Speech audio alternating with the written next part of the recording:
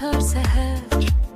Gencemin geçevir değer, vətənimə eşq değer. Şəki Şamaxı, Qəbələ, Parix yazan ellerim. Lənkəran, Astara ilə çiçəklənər yollar. Riftar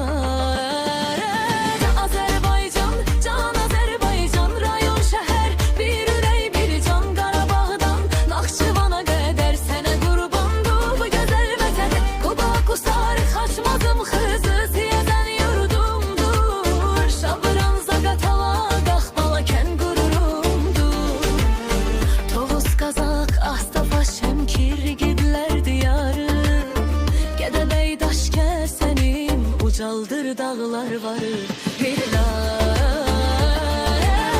Azərbaycan, can Azərbaycan, rayon şəhər, bir ürək, bir can. Qarabağdan Naxçıvana qədər sənə qurbandır gözəl vətən. Ağdam, Füzuli, Şuşa, Laçın, Kəlbəcər səslənər. Xocalı, Xocavənd, Tərtər, Cəbrayıl, Bərzənər.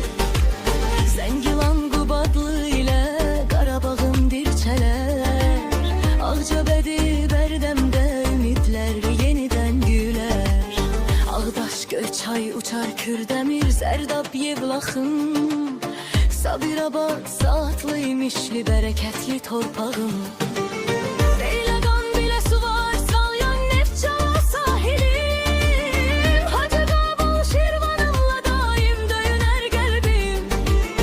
İsmail, Aylığuz, Samuz, Qoranbayut yerim. Masavlı, Brixyar, Bılı, yaşıl dağlı ellərim. Abşeron, Cəlilabad, Göygöl, nur saçan diyar. Hər güşən bir nəğmədir, hər daşın bir xatirə var. Naxçıvan, Şərur, Babək, Ordubad, gözəl yurdum. Kulfa, Şahbuz, Kəngərli, Sədərək qürur duyduğum. Araz boyu yüksələr azadlıq nəğmələri. Bir millətin sevgisi birləşdirər elləri. Reva